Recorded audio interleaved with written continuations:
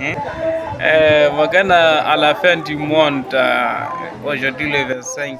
Salut mes fidèles, à votre attention, décembre la fin du monde est 2025 annulée et bonne fête de Noël. Merci. Mutum kowa ya fito ya yi magana.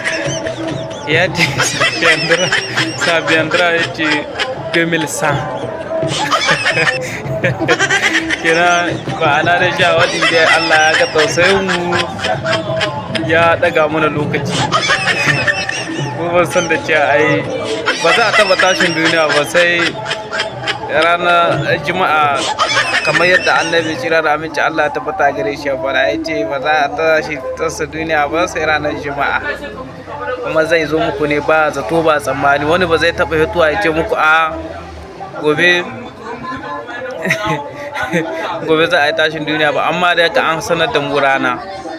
Da Allah ya samu da ya ce Allah dai ya ƙara ƙaritar da duk wanda ya fito zai karo da faɗa annabi tsira da aminci Allah ya tabbata a gare shi.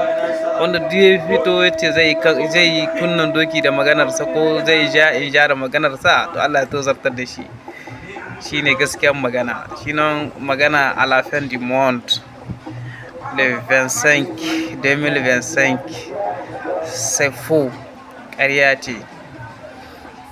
C'est faux.